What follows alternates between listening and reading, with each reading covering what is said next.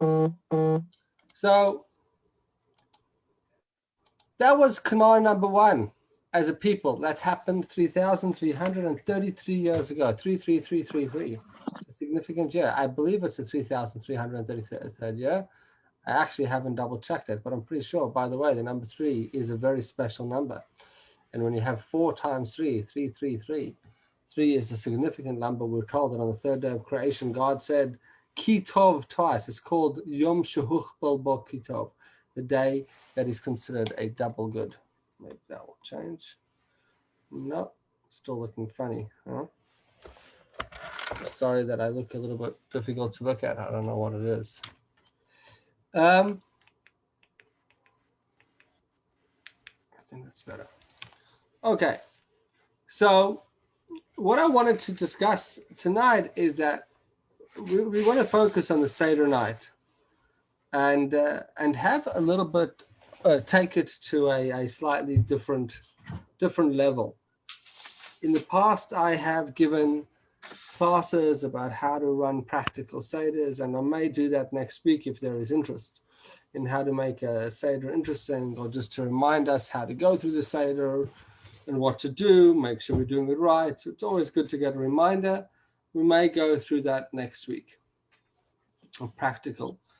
I would like to talk about a few practical things as we get into tonight's discussion. This year Pesach is going to be a fascinating one because the first Seder is on a Saturday night.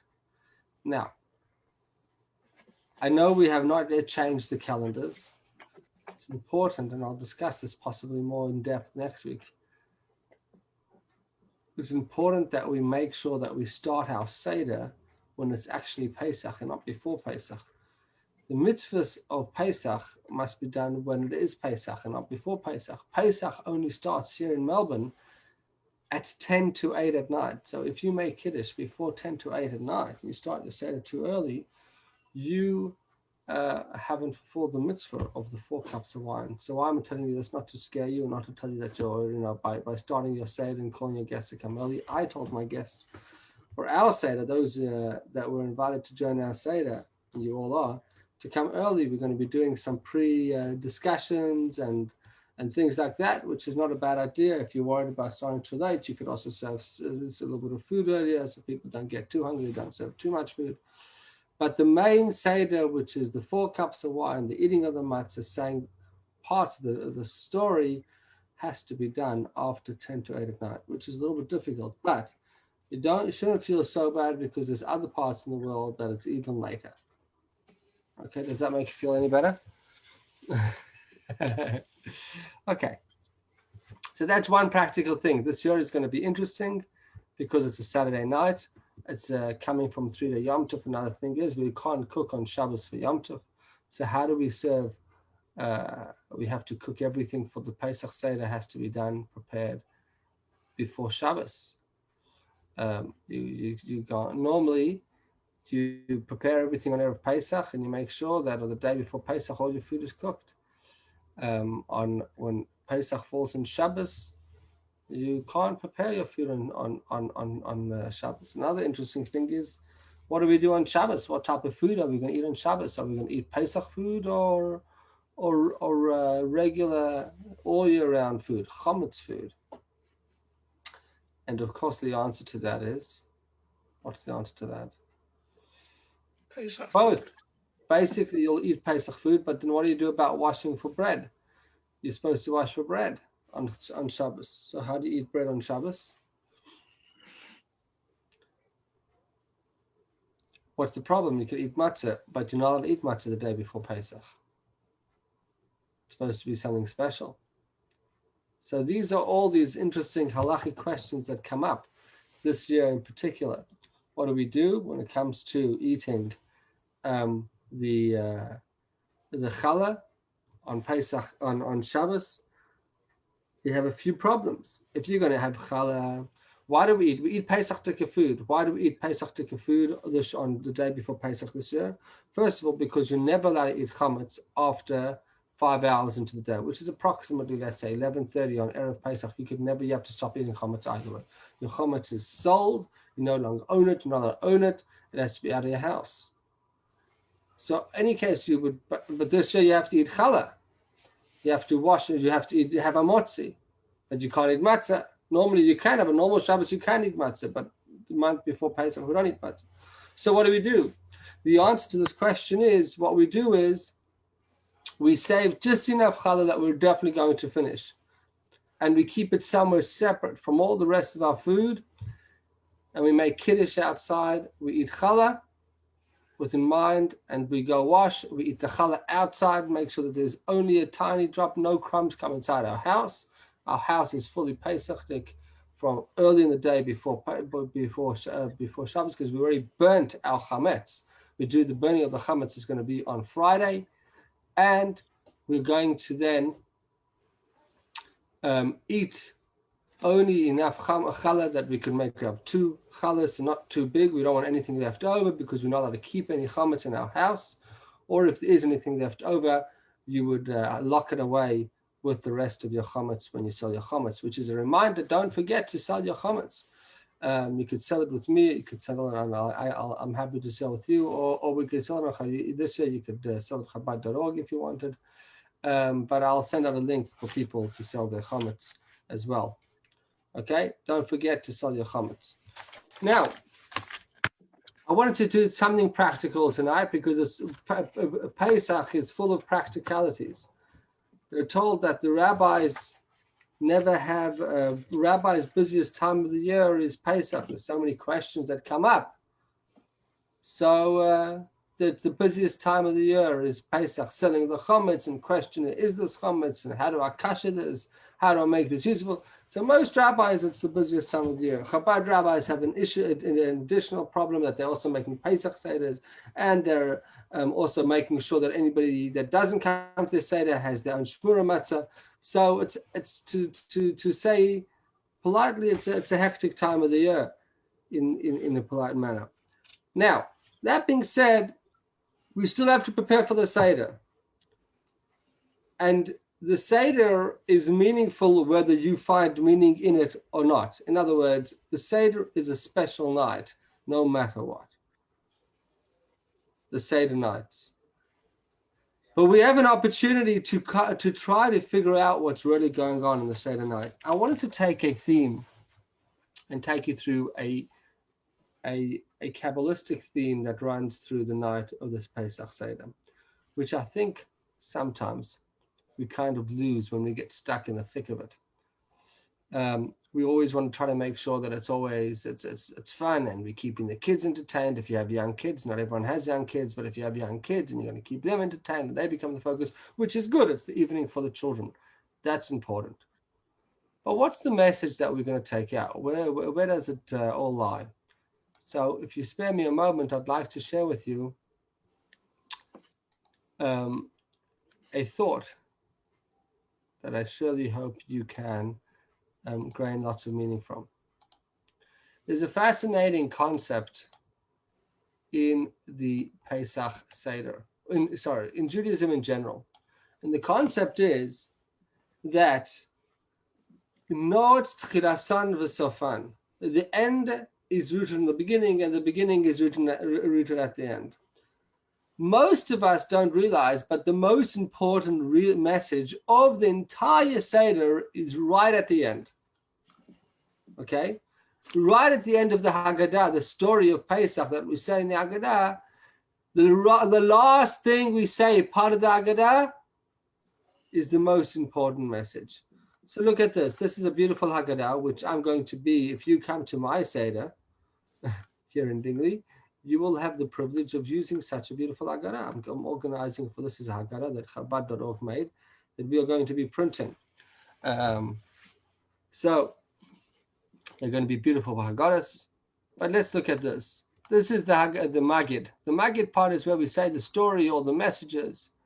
We finish off with this part about Pesach, Matzah, and Maror. We have to talk about the Passover, the Matzah, and the Maror. Now we're going to talk about that in a moment. But look at this last little prayer over here. This last little, not paragraph.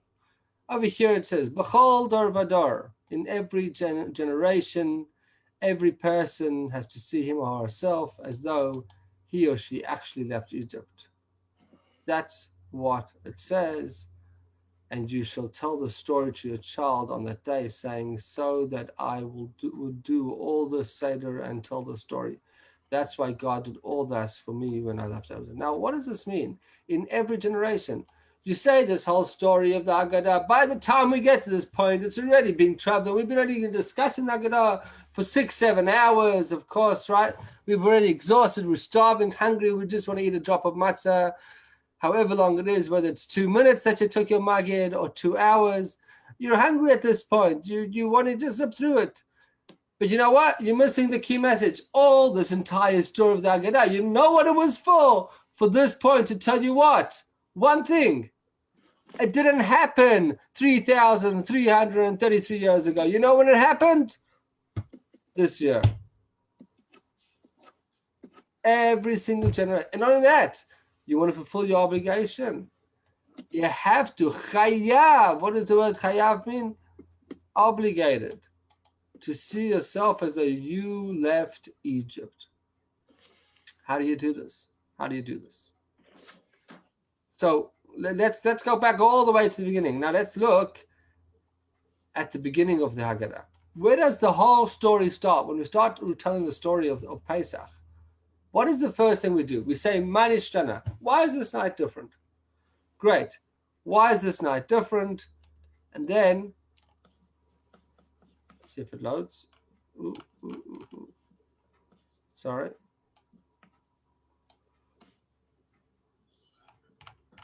We say, why is this night different?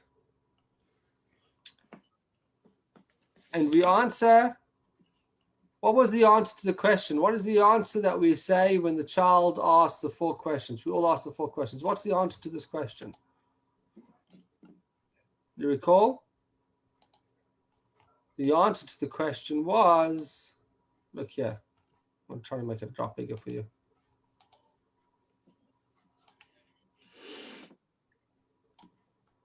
Sorry, my computer's being a little bit slow. Oh. Yeah, no. What's going on? My apologies. My computer is jumping. Oh, this is, look. You go straight from the Manishtana. Kulanu halayla ze kulanu misubin. Okay. Now, where do we go? Answer. Take 1. Uncover the matzah. Beautiful. Look at the way they did it. Now, what does it say? We started off Avadim Ayinu. The answer to the question. Avadim Ayinu. We were slaves. To Pharaoh in Egypt. Okay. So we go from we were slaves to Pharaoh. Why are we celebrating this night? Because we were slaves to Pharaoh in Egypt. And then we go, what's at the end? This slavery that you were dreamed from didn't happen to your parents. It happens to you. Okay, hold on a second. I wasn't in Egypt. I'm not a slave. And I certainly don't know any pharaohs. So therefore, we have to understand, what does it mean? Number 1, what's avadim? What's slavery? Who was Pharaoh? And what is Egypt? That we went out for Yud Sashay, that God took us out of. Right? These are the 4 things that we need to understand. So first of all, let's understand something. First thing we need to understand, if we want to really understand the night of the Seder, is we have to understand this. What is slavery? And I want to pause for a moment and ask you, please, when you think of the word slavery, what does slavery mean to you? You know, when you say someone is a slave, oh, no, don't say the word slavery. Terrible slavery. Yeah, it's a terrible thing. What is the definition of slavery? Not being able to do what you need or want to do. Not being able to do what you need or want to do. Okay. Okay, that's definitely part of it. Yes, somebody else want to add? How about being owned by someone else? So you're owned by somebody else. Slavery is about ownership by another. Okay, yes, that's an interesting one as well. Being told what to do. Being told what to do. Yeah? I was going to say not being able to travel freely. Who's that, Scotty or Andrew? I know you live in Gold Coast, so you got back home eventually. Hypothetical. So yeah, we're all enslaved. We're free in Australia, free from coronavirus over here, but locked up because of it. We're not free. Not, Ruben wants to go to. Not free. Okay. So here's an interesting explanation that I heard from Frederick Douglass that he writes. He says, what it means to be enslaved is that your destiny is not in your control. In other words, you're not in control of your life. Your life that you're living is, you have no say over it. You have no influence over your life, so to speak. You're basically in the hands of others. Most people want to live a life for their own purposes, for their own needs. A slave is somebody that lives for somebody else's needs, not for themselves. That's essentially what slavery is. I'm serving others other than myself. I am not benefiting, or I'm not gaining from my predicament.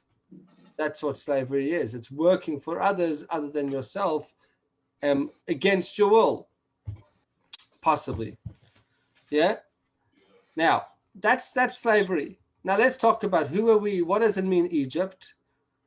We were enslaved in Egypt. The word Egypt, if you look at the word Egypt in Hebrew, we know that everything in Hebrew has numerous meanings. If you take the root word for the word Egypt, mem, tzadik, resh, it spells the word metzar, which means limitations. Everyone knows, anybody that's learned anything in Chassidut or Kabbalah on the word Egypt will know that it's about redemption from your Egypt, your limitations. So if you look at the word Egypt, what do you see? You see we were slaved, and because of that, we were in Egypt. We were limited. We were constricted. We weren't able to do what we wanted. But if you look at the word beforehand, the word paro, Pharaoh, what is the word paro? What is the root of the word Pharaoh in Hebrew? The word for paro comes from the word parua, which means to breach or to open. So if you have something which is closed up, you unleash something, or you open something which is somewhat enclosed or covered over. You have part of the circumcision is about prayer, that you have to reveal a certain part. Or you talk about Aaron, it says ki faruahi, he revealed something that was hidden by the golden calf. Pharaoh, which seems to contradict the concept of slavery. It seems to contradict the concept of Egypt, which is limitations and closed, boundaries, borders being closed. We're stuck in Australia, whatever, borders, right? This is boundaries. You can't leave. But Paro, the name Paro, is the opposite concept. It's to uncover, to lift up, to open up. So what does it mean that we're enslaved to Pharaoh in Egypt? So the truth is that Pharaoh does not mean redemption. It doesn't mean to leave, to go out of your boundaries.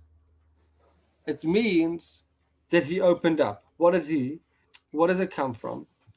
So it means, for example, if you have something which is like illegal and you legalize it, right? You unleash something that you had previously not had ability to attain in yourself. It's like the way Hasidus, I'm trying to make sense of it myself, but the way the Hasidus understands this type of priya, it's taking something out which was somewhat restricted and legalizing it. It's like saying, without putting an opinion on what the actual discussion should be, the law, but like legalizing drugs, right? drugs, you could say, well, some people benefit from it. So let's just legalize it and we're all adults and it could all be free, right? And everyone could make their choice. But sometimes when things are too open, it ends up causing people to falter and to have more issues. I hope I'm not losing you over here. So it's not a real freedom. It's about openness. It's about modernity. It's about, being reaching kind of the new level. So what is Egypt? Egypt is, so to speak, opening, that there should be no more restrictions from the outside, but all your inside, all your inner issues you still have.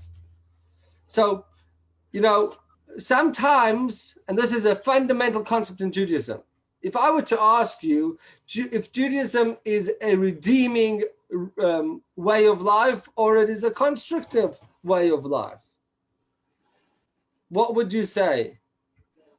It's redeeming or constrictive?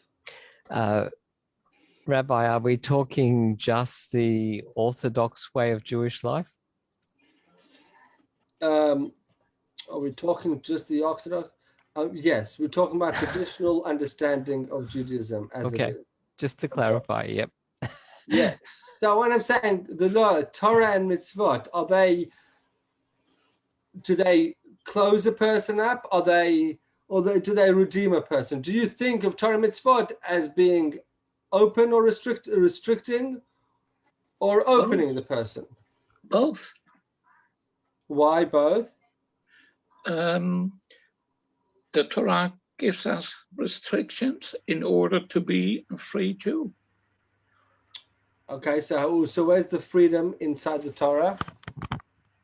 You're restricted and you can't eat, if you can't eat non-kosher food, you can't eat pig, or you have to shecht, you have to slaughter your animal before you eat it, or you have to, whatever it is, every single thing in your Torah has a law of how it has to be done. How is that redeeming? That's restricting. No, because if you live completely in accordance with the Torah, then you become a Jew the way we are designed. And that will give you the freedom being a proper Jew, or live according proper Jew, as we all should. Okay.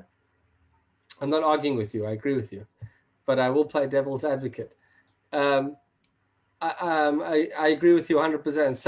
So what you're saying is that it's true that there's rules and regulations, but those rules and regulations are not there to inhibit you. They're not there to make your life difficult. They're there to help you realize who you are. What Paro was trying to do, the freedom of Paro, or what he opens up is he says, no, there's no rules. There's no restrictions. It's all open. Right? That could be very damaging. It's like, I probably said this story before about this young yeshiva student that he comes to his teacher and his Rebbe and he says, Rabbi, Judaism, it's too hard for me. I want to be free. I want to be a free bird. I want to fly, but there's laws of what you can do, Shabbat, kosher. It's too much for me. I can't handle all of it. So he says, I just want to be free, a free bird. I don't have to have laws. He says, I want to be like an animal. The way animals, they don't have to worry about manners. They just do what they want as they come, their desires, they fill them, all good. So he says, I want to be like the animals. So what his Rosh Hashiva said, his rabbi replied to him, listen, my friend, you don't have to worry. You are like an animal. If that's the way you're thinking. He wasn't trying to be mean to him, but he was trying to say to a certain point, if that's what you want to be, that's what you will be. As human beings, we do have restrictions, but those restrictions make us into human beings. If we act like animals, it's not a great thing. Animals are free. But freedom actually is inhibiting. It's actually the opposite. It doesn't make you free. A pharaoh wanted the freedom of an animal. He wanted that there shouldn't be any limitations. Serve me, serve Pharaoh, serve your freedom, serve all your desires. Don't restrict it. Now, here's a fascinating thing that I actually came across. I want to tell you a quick story. It's not really a story, but when I was a yeshiva student, when I was about 17 years old, my first time I went overseas for yeshiva, I sat on the plane next to an Israeli farmer. He was like a kibbutznik, and he to put it politely, he didn't seem to believe in much. But it was coming Pesach time, and he wanted to get a hechsher on his milk. He served kosher Chalav Yisrael milk, something like that. And he said he was laughing. He's like, you crazy rabbis. He's like, the rabbis are crazy. It comes Pesach, they make us stop feeding bread to the animals. Like, what do they think? The milk's going to become chametz. What are they thinking? Making all types of fun. He says, it's all just... and he was trying to obviously have some type of influence on me, this young 17-year-old yeshiva student. That's at least what I felt. And he says to me, it's like, you guys, the truth is your life is easy. You have everything told down to you. Everything is, you don't have any real freedom to choose. It's all like pre-planned. What's going to happen with you? It's an easy life, but I get it. But you don't get to see who you really are. Okay, fine. I hear what he's saying. The thing about Judaism is that the limitations of Judaism are there to help us find ourselves, express ourselves. Have any of you heard of the book Atomic Habits? Okay, it's a recent. It's a book that was recently came out, extremely popular. One of the best sellers in the world on habits. It's called Atomic Habits. It was suggested to me by another shliach that does rabbi training, whatever. Anyway, this book, Atomic Habits, it's all about how to find the best habits. And what I found written by a man named James Clear. And what he writes over there, I found fascinating because it fit exactly with Torah. And he says, the best way to have good habits is to take away the things that get in your way. If you don't want to have things that are harmful to you, get them out of your life. Because the chances are, if you don't want to eat chocolate chip cookies, by putting them on your counter, the chance of you eating them is far greater than if they're not in your house or if they're in the back of your pantry. Correct? But when you put them right there, right in front of you, you most likely do it. And this is scientifically proven that when people do these things, we all know, when there's something sweet right in there in front of us, we're going to grab it. Much more likely, unless you have really strong self-discipline. But if you don't want to, then don't put it there. Now, this is exactly the concept of Paro. Paro is saying, no, just leave everything there. It's all good. Leave it there. Have whatever you want in front of you. Don't try to control yourself. Don't try to be disciplined. Whatever, let's just have. That's Paro. What does Paro serve?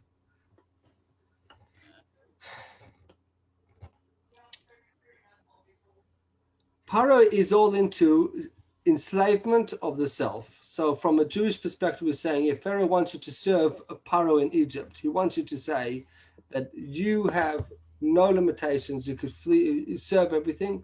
But what ends up happening is by making everything legal and everything allowed and doing whatever you want, you end up becoming enslaved. That's the Pharaoh enslavement to Pharaoh in Egypt, to the openness of Egypt, which is the constraints. You end up not revealing yourself. You end up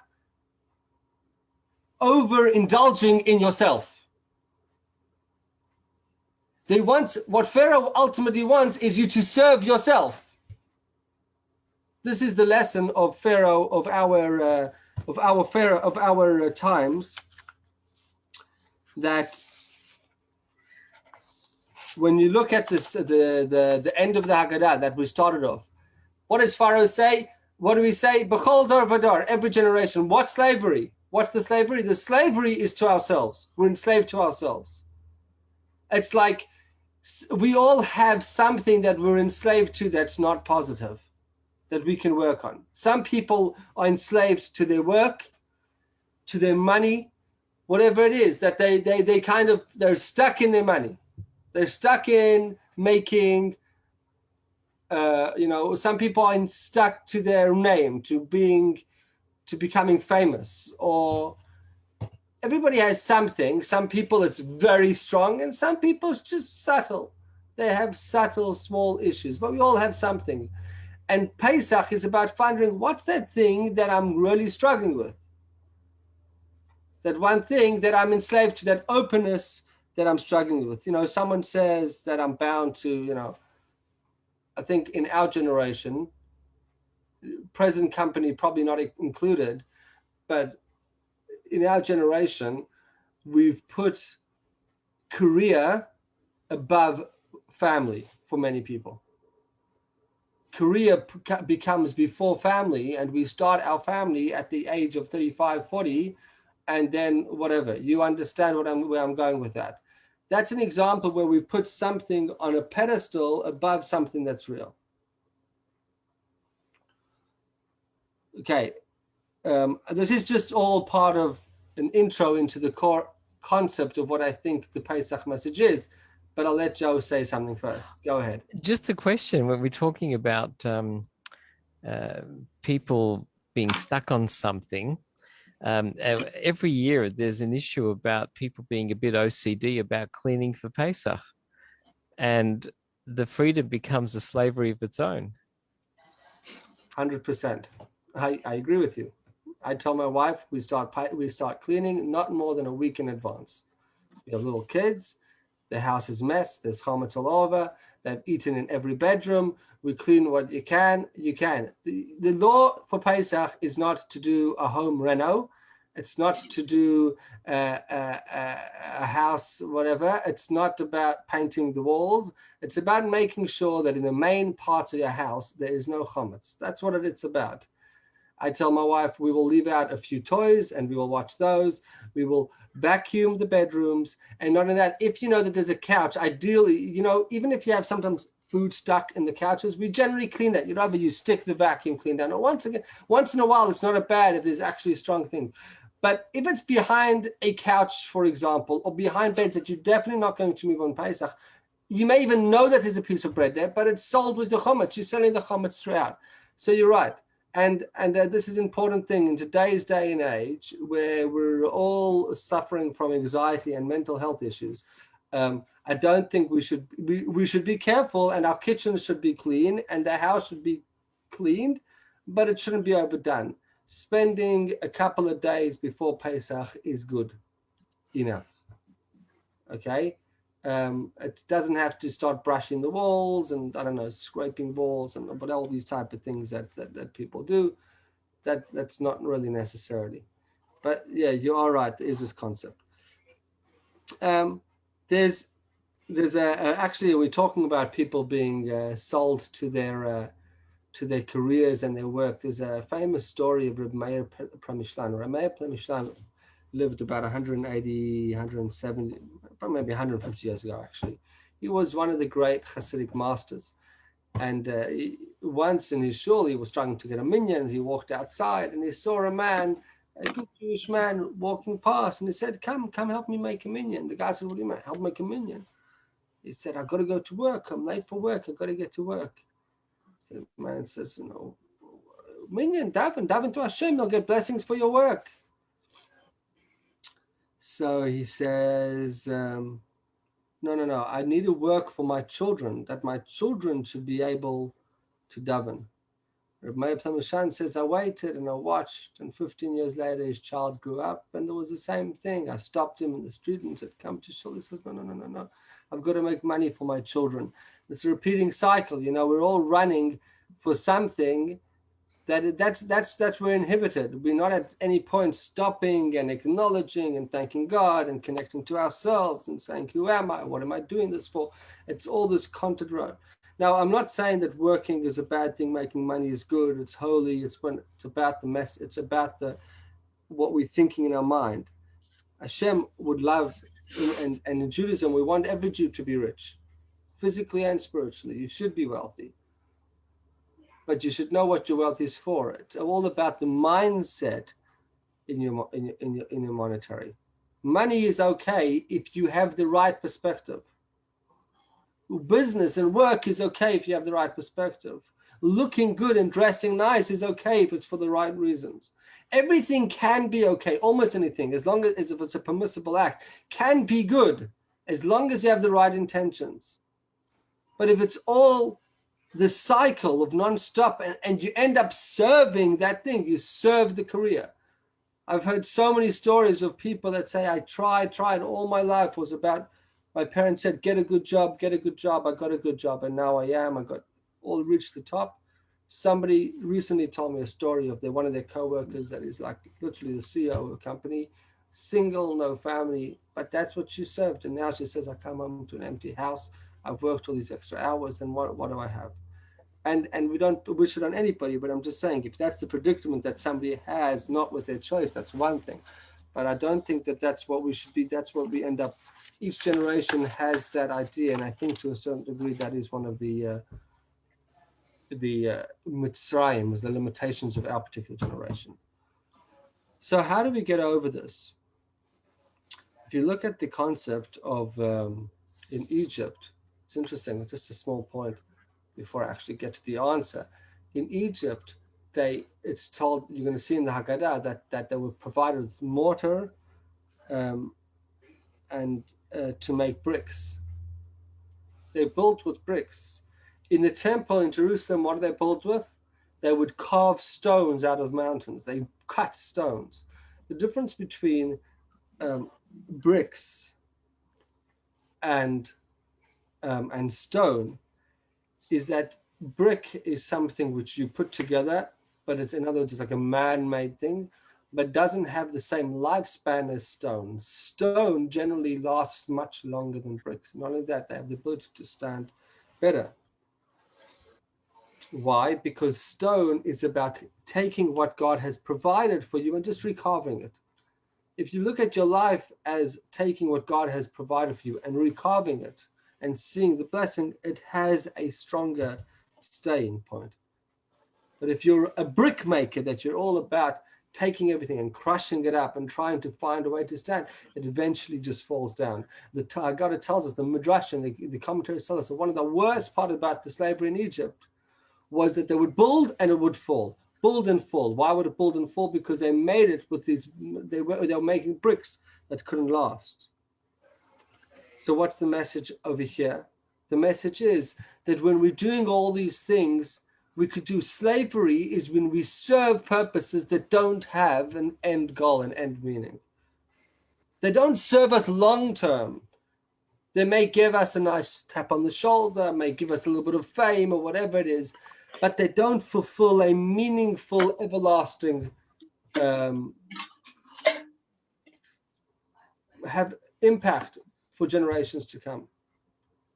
They're temporary influences, and eventually they fall back in. That's what slavery is. Slavery isn't that you're serving Pharaoh in Egypt, that you're enslaved, or that you have some type of slave master that is whipping you and owns you.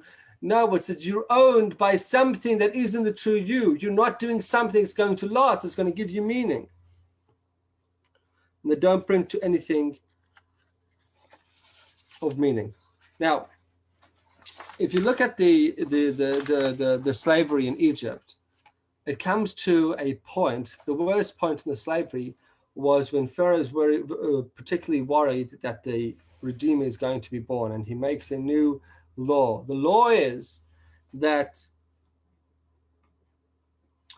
the boys that are born have to be thrown in the river. And the girls you should make live. Now, we're told Jewishly that the concept of the girls making live in a way is worse. Why? Because it was about taking the Jewish women and making them Egyptian. But I want to leave that aside for a moment. What is the concept of taking the children and throwing them into the river?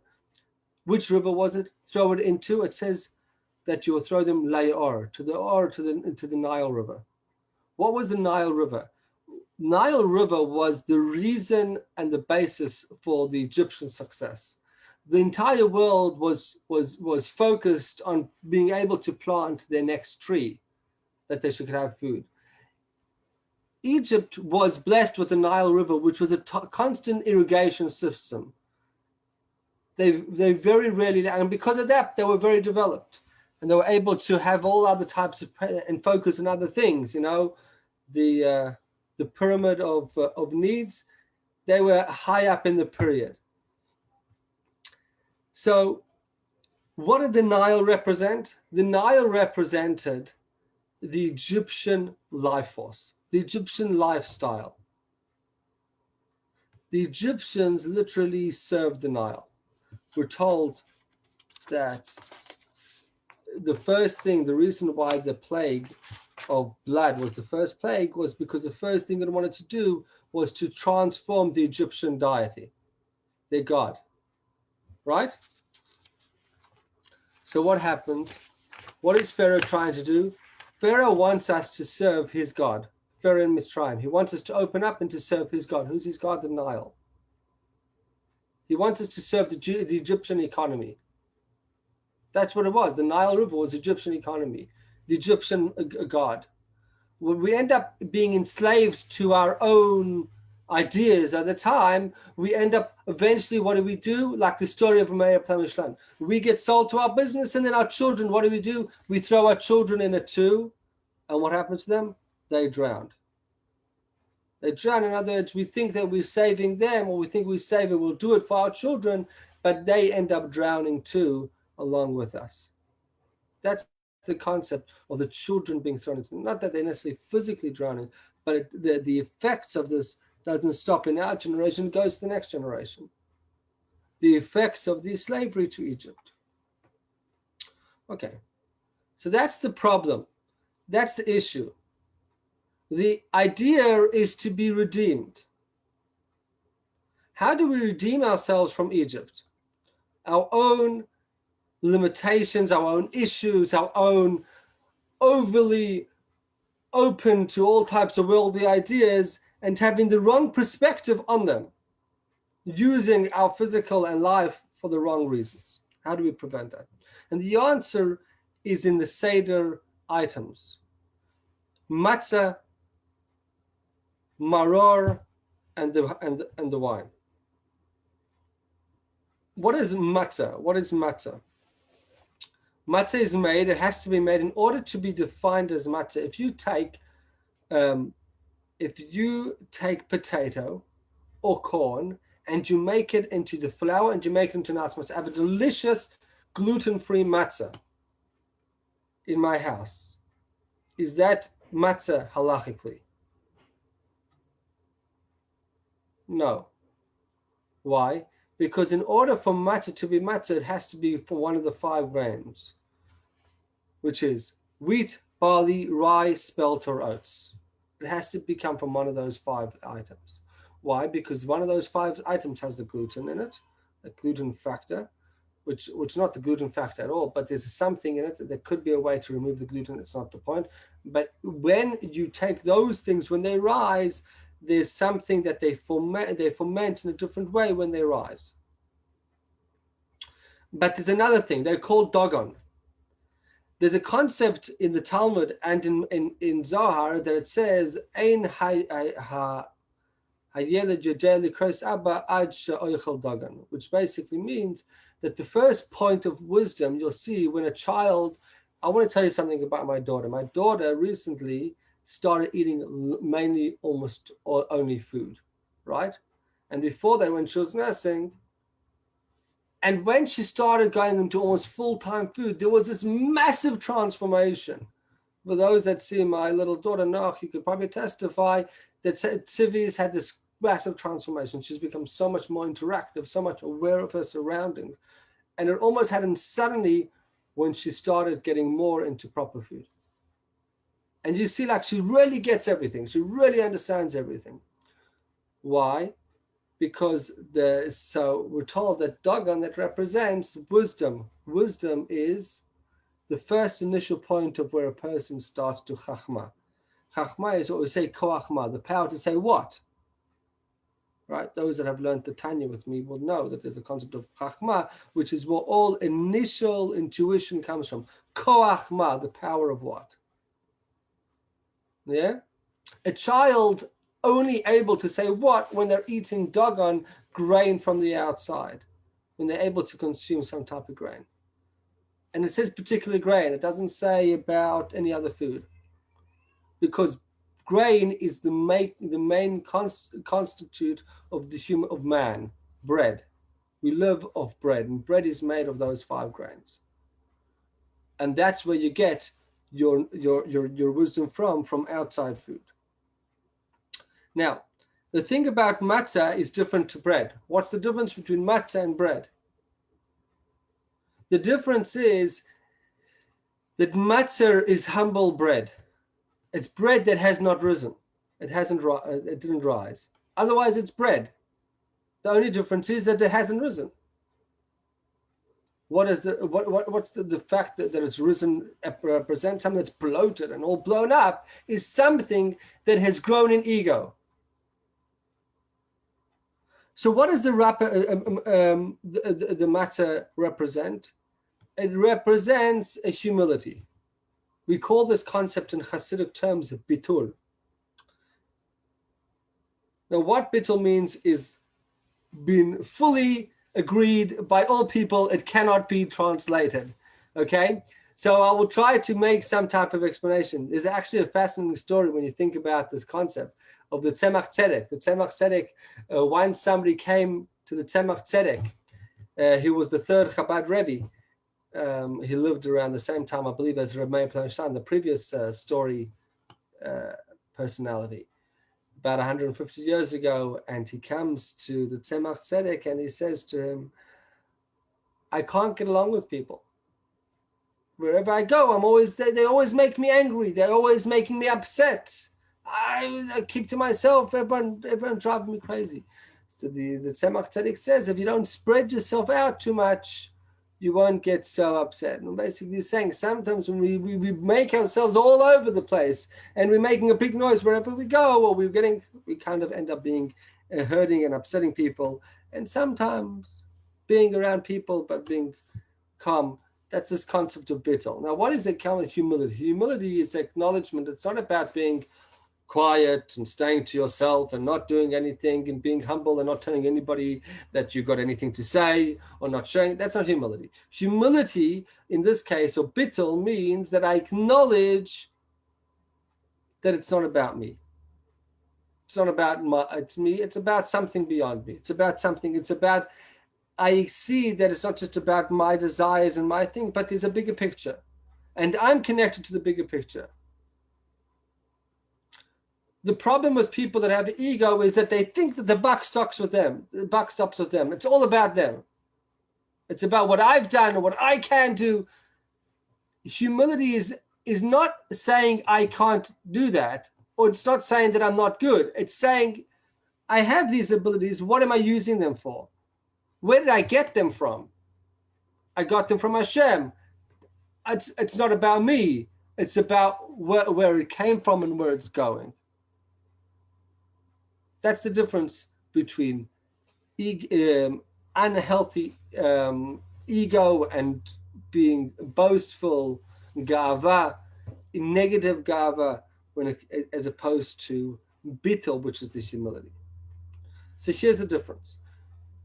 If you want to be liberated from your Egypt, you need to have the what? The matzah. First and foremost is stop and think from it's not about me. It's not about what I want. It's about what am I good doing. I could be, as soon as I'm trying to achieve something for myself, I lose the bigger picture. I get caught up in the Egypt, in the Nile. I end up throwing my children in the Nile. Because it's about my ego. It's about my, I want to be economically successful. Or I want to be famous. Or I want to be this. Or I'm trying to get something, but I forgot the bigger picture. What am I trying to achieve? Where am I going with it? What am I trying to achieve with it? That's the concept of matzah. Matzah, humility means I recognize that I want to be free to serve myself, to serve my true essence. not enslaved to something which is external to me, something which is like bricks, which are going to just fall apart and not have any long-term meaning. That's the concept of the matzah. So I actually just heard the story today that the Ibn Ezra, who was also another great scholar, there's a whole bunch of the Ibn Ezra, but he was once imprisoned in Egypt. Sorry, not in Egypt, in India, I think it was. He once went to India and he was put in a prison, and it happened to be around Pesach time. And they fed him literally matzahs, flat breads that were totally flat bread. And he said to them, how come you're serving this? Like, why do you serve this for food? He asked the prison guard. And the prison guard said, we serve it because it satiates longer and it's cheaper to run the prison this way. It stays there and it keeps the prisoners fed for longer. That's what he writes somewhere. Now, the thing about the matzah is we go around, us crazy Chabad people, and we go and give people matzah. Like nobody else is giving people just like, whatever, go buy yourself matzah. Now, what's the big deal? But why are we going around making sure that everyone gets the round matzahs? Because we believe that the authenticity of the matzah is in the round, handmade matzah. Okay, whatever it is, all matzah is good as long as it's kosher for Passover, but the handmade matzah. Because the mere concept of eating the matzah is not about intellect. It's about taking what is called a malchadim nusa. It's about the food, bread of faith.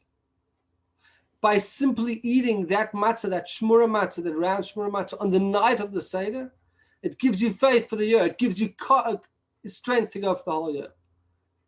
Because at that moment, you're connecting to the very core, the root of your soul, of your Jewish person, who you are, because you're connecting to humility. Humility means you're putting all your outer exterior parts of yourself aside. You're connecting to your very essence. Your essence means you're coming out of your slavery by saying, I'm going to connect to who I truly am, which is the concept of the matzah. I stop, whether I know it or not, we're told the matzah has an impact. It has an effect. It causes something to sink in by simply eating it for the sake of the matzah.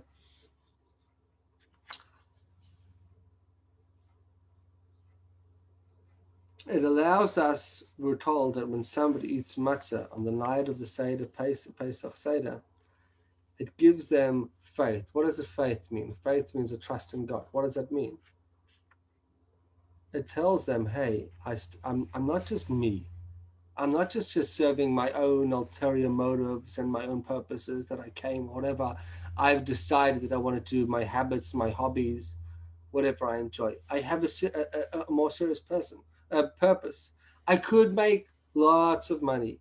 I could become very famous. I could have whatever other issues that I want, look pretty, whatever else it is that I enjoy doing. But you know what? I could even study Torah, but do it for the right reasons. You know why? Because God told me to do it and use it to benefit.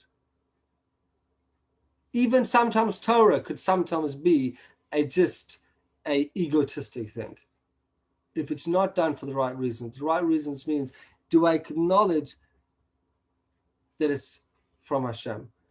There was once a great rabbi that said that he struggles to learn with particular people Torah because he forgets that when he learns with them, he doesn't see the noise in that Torah, the giver of the Torah. He just hears, ich zog, I say. This man gives his opinion on the Torah. But you don't share the noten Torah, the giver of the Torah. They focused on their own opinion of the Torah, but you don't share them acknowledging, or you don't share within their message, the message of Hashem within the Torah, that they're seeing it as God's Torah. So it doesn't have to be, a person can be focused on building a career. They can be focused on whatever it is, becoming famous or helping the community, all these great things, whatever people are into at the times. But they won't reach the right goal You could do exactly the same thing. It's not about what you do, it's about what you're thinking in your mind. If your intention was that I'm doing it because God wants me to do something, then you'll make money. You know what? Your money will benefit people, and your money will be everlasting because you will give it to good causes. You'll bring up your children with that money in the right way. They won't be running to get to the next cycle and having to get their children. They'll make sure that their children are also taken care of spiritually, because they recognize that their money is only worthwhile if it's truly giving to their children the correct way. That's the concept of the matzah. Now, we've already gone over time, so I'll quickly tell you the two other points that we've got to just two other points. And that is this. The other major things that we eat on the night of Pesach is the maror. Now, with the maror, there's different types of maror, but the main things that we eat for maror is horseradish and romaine lettuce. Now, if you look at the romaine lettuce, which is, according to some opinions, the most important part of the maror, it's in the root of the romaine lettuce, it's bitter, but the rest is all sweet. To tell us what's bitterness got to do with it? To tell us this, that in order for us to transform, we have to go through a state of bitterness over our own slavery. We have to be bitter, not depressed. Depressed causes people to be apathetic, lethargic, unhealthy. A slight bitterness means I acknowledge that the predicament that I find myself is not the healthiest one. But it's only in the root. It's only at the start. And what it allows you to eventually do is to come out and to have sugar on the outside, to be sweet on the outside. There's nobody that is able to appreciate freedom as much as the person that was enslaved. The bitterness is that you start off with allows you to appreciate that you're then going to come out free. That's the maror, in short. And one last point. We have to drink 4 cups of wine. Now, why 4 cups and why wine? Wine is the opposite. It's all about freedom, right? There's a famous statement in the Talmud that says, Nichnas yayin yotze sod. Wine enters and secrets come out. What we're trying to achieve the night of the Seder is to reveal our true self. You know the difference between drugs and wine? Wine makes your true essence come out, who you really are. Drugs, on the other hand, make you think of ulterior realities that are not who you really are. Now, unfortunately, today's day and age, many people drink wine and very terrible things come out. And that's why we don't encourage anybody to overdose on alcohol, to overdrink. Because unfortunately, not everybody has the best insides. And some people, even their insides, they start kissing people too much. It's not pleasant to be around. But the point of the wine is to reveal who you truly are. And there's 4 stages that we go through. First, we have to change the way we look at it. Ourselves, our outlook, that's the first one. Kiddush, right away we start. We have to start with that. And then we go through the way we comprehend things, the way we do things. And all that will bring out that there's a secret, there's a deep inside of us, there's a deep soul that is trying to connect with God in the deepest way possible. And that was through, allows us to become redeemed on the night of the Pesach Seder. Okay. I've overstayed my stay. And with that, I'd like to wish you all a wonderful night. And anybody that wants to go, thank you so much for joining. If anybody has any questions, feel free to ask. Have a wonderful night. Thank you so much. I can't resist saying this, Rabbi, that last point about the wine. In English, there's a saying about seeing the world through rose-colored glasses. Maybe they meant rosé-colored glasses. Cute. I like that. Cute. Yeah, thanks very much. Good show. Thank you. Laila Tov. Any other questions? Yeah. Yes, I do have one.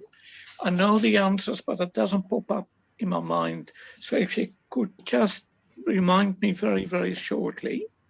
The ultimate answer is we don't know. Why do good things happen to bad people and vice versa? But there are many more answers to that, and I just can't recall them. Well, you said it. I don't understand. You just said the ultimate answer is we don't know. Sure, but there are other explanations I've heard, and I can't recall them. Or maybe one day we could do a shiur on that topic. I probably have the shiur. It's a topic in and of itself. Why do good things happen to bad people? I suppose just one answer is sometimes it's a heavy question that you're just asking, but it does deserve a topic in and of itself, probably more than one night. But sometimes we see things differently to the way they truly are. So I don't want to answer the question, but I want to just say that not everything is the way it appears. And why do bad things happen to good things is already putting a definition to good people. Is first of all, we're defining this concept as being bad and that as good. Fine, it's the way we're seeing it. But as long as we acknowledge before we even talk about the topic that I've defined this as a bad thing that's happening to this person who's a good person. As long as we acknowledge that beforehand, we could have the discussion. Because the answer to thing is that the definition of what's good and bad is, I suppose it is subjective, but it shouldn't be subjective. There's an ultimate truth to everything. Sometimes good things, sometimes the best things come out of the hardest times. Okay, thank you. That gives me enough information to expand on it. I suppose that's the best we can do in a short amount of time. But yeah, if I may share, Fritz, there's a fascinating phenomenon with people who win Tats Lotto and similar. People who win big lotteries. It's astonishing what percentage of winners, after a short time, end up worse financially than before the lottery. Yeah. And you could say the opposite. There's a concept in Torah which says, it's a Yiddish saying that says, "Nach hasreife wird man reich." It says, after fire we become rich. And it doesn't have to mean like a physical fire, but sometimes the hardest times bring out the best in us. And physically, they say that when people go through some time, we know that that's what brings out the best in us. Of course, we don't want any suffering, and we always pray that everyone should have good and sweet in a revealed way. That is our prayer. But on the other hand, when we are going through difficult times, we don't judge it when we see somebody else. Our job is to pray for them and be there for them. But when we're going through that, our job is to see the opportunities at that moment and to dig deep inside and see where we can find place for correction, growth, and ultimately goodness from every situation. But it's not for us to tell others necessarily. But when we are approached with that, hopefully that helps us. That's the concept of, by the way, exactly what we discussed tonight. The bitterness, the maror, the reason why we have the maror is to acknowledge that we're bitter, that our situation is not the way we want it to be. And only then can we rejoice in the redemption.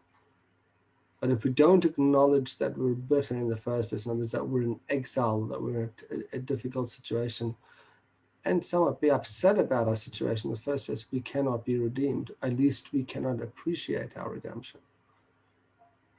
It's an initial stage. Okay, thank you for that. Thank you. Thank you for the question. I always like your questions. All right.